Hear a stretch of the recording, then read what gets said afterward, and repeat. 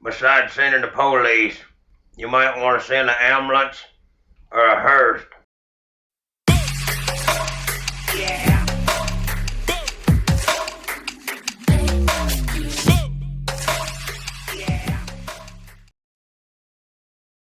Hello, golf fans. Billy Ho here. TOC, week one of the new PGA 2023 season. Unofficially, I mean, I know the fall swing counts, but we are in the calendar 2023 year. We're going to talk DraftKings pricing. A lot has happened since the first video that I put out for the preview and pick show came out. Roy McIlroy, for one, has withdrawn. So we're going to look into the top price guys, and I think we kind of all know who we like upstairs when it comes to guys like that. And so I'm going to give you a couple of other guys to think about along the way, maybe some pivots. We're going to talk a little bit of ownership. So let's get into it. All right. Well, I'm going to start off at the top, and we're going to go down the list, and I'll talk, say just a few things about a few of the different guys and whatnot. So basically, what we're looking at up top is Scotty Scheffler and John Rahm are going to be the two probably higher owned guys. Rahm is coming in at I think he's going to be a little more than 33, so projected ownership. So I bumped him up.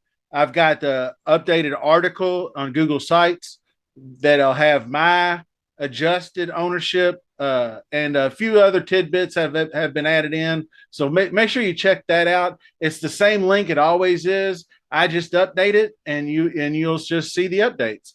So what we're looking at, I'm still not changing my mind up top.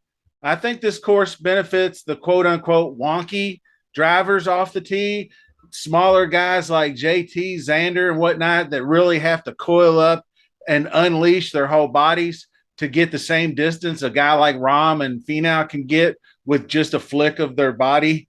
If you've seen the difference in the swings, you know what I'm talking about.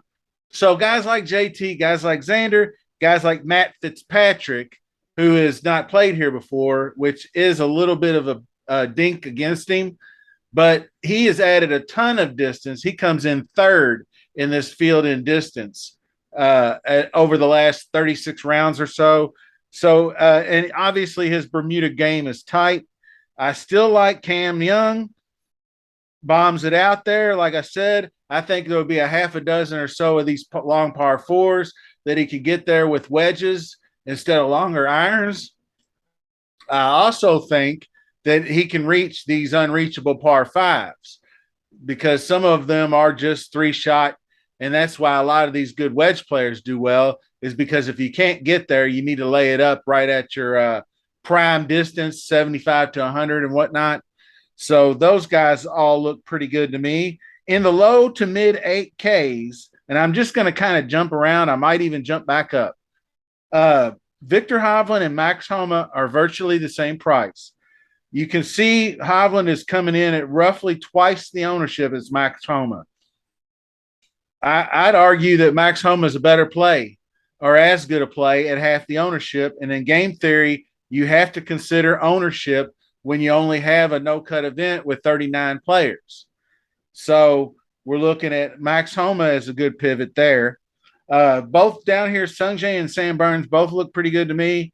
Uh, Sungjae has a better track record here. He's got like a couple of top fives or top tens, I should say, eighth and a fifth. Burns was 19th in his only appearance, which wasn't great, but uh, I think he'll have a better showing this time around. Ownership, like I said, even with the soft pricing, we should not have anybody overly chalky. So I think what you want to do with ownership is pick out a couple of guys that are going to be down here in the lower ownership bins. And I'm going to show you my article here where I've updated this, and it's down here toward the bottom. I just threw in these are the other guys and the big timers and players to target. Here's a couple guys to keep an eye on. Will Zalatoris, 8,900, has been absent, obviously. And if you haven't already known or looked it up, count them, two herniated discs in his back. Is why he had to pull out of the Tour Championship. And I've had that injury myself, L4 and L5 vertebrae, and it messes with you. The pain and the debilitating part of it is one thing, but your confidence in your golf swing, I think it's going to take time. Just like when a running back blows his ACL or something, that it takes him several weeks to get that confidence back in the knee. I think that'll be his. He's going to be a complete fade for me. I don't think having that coming back off that injury is a good idea. Colin Morikawa, I think he'll be a little lower owned, so he might be a target. He didn't have a great 22 season. I think he had just about a half a dozen top tens in these full field events, and but his ball striking in the fall has been tops in the field, and then on the contrary, his putter and short game have been almost DFL. So you just got to keep in mind what's going on with him, and that's typical for him. But he was slightly better in the ball striking category than Tom Kim was, and you know how good Tom Kim has been. So wheeling on down here, I got no problem with Scotty. I think he'll be in the mid to upper 20s ownership. Just recapping the up top guys: Cam Young, Tom Kim, Victor Hovland. I'm not. He has not fared well. He's too high owned, in my opinion. If he's over 20%, I'm not playing him. 25 to 30%. He won the previous 2 years before coming to Sentry and didn't play well. So I don't think recent form matters. Billy Ho hasn't had a very good track record here. I do kind of like the guys like Harmon, Power, Mac Hughes. I think they're all going to be at least under fit. Well, Seamus will probably be 17% or somewhere in that neighborhood. But I think KH Lee and Mac Hughes. KH Lee, I'm not as big on. He's a little bit too reliant on his putter.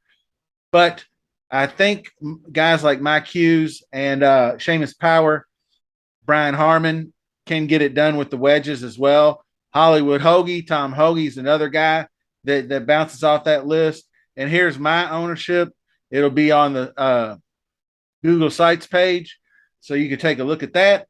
And like I said, I don't think there's enough guys, uber chalk, 40, 50% owned guys that are going to do it to you. Now, once we get down to the bottom here, a handful of guys I do like, and then we're going to get out of here, is, excuse me. I mentioned Tom Hoagie. I think there's a couple places he's played well that translate. Scott Stallings, great wedge player and good around the greens. JT Poston. The iron game would have me somewhat concerned there.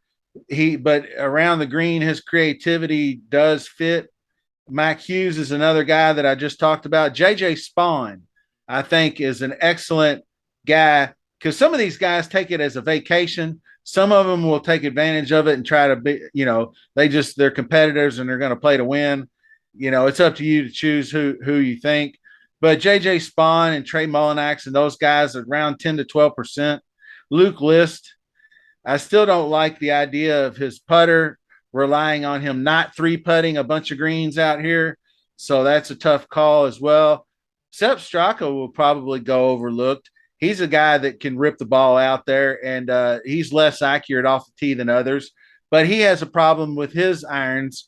When his irons are on, he wins golf tournaments. When his irons are jacked, he's awful. So, but he does seem to do pretty well in no cut events. He's going back to the Olympics and a couple other events in the playoffs, FedEx Cup playoffs that were no cuts. So I'm going to keep my eye on Straka, Stallings, Hoagie, Spawn, guys like that to fill out my lineups. I have a lot of interest in Seamus. He showed up more in when I did lineup builds than anybody else, as in for his price point and his value, price per dollar. I think he's one of the best in the field, being right in the middle at 7,200. And then you got guys like Wise. Wise is going to be too popular. Everybody has already talked about him with coastal courses.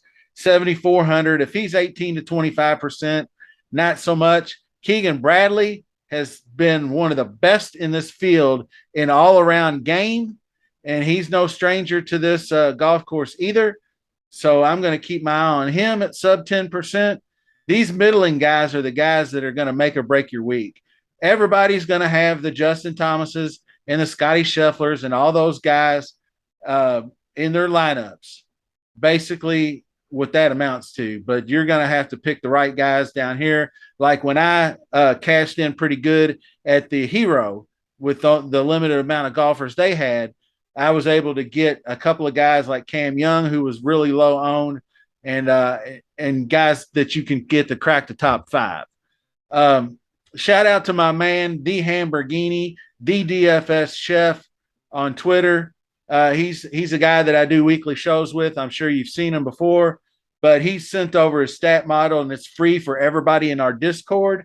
I haven't gone through it a whole lot just yet, but I love this player pool and bets tab because it gives you a lot of course fit stuff. It gives you a lot of weighted strokes gained. It gives you a lot of comp courses, bets, putters, a lot of different things. And then the general stat model, it's still filling with new data from 2023.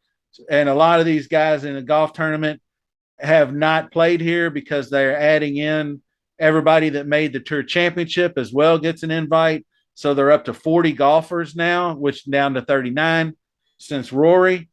But I just thought I'd give this a quick plug for Dave because he's a good guy. And I hope to have him on more shows down the road as we get into Sony and everything else. But I hope you like the show.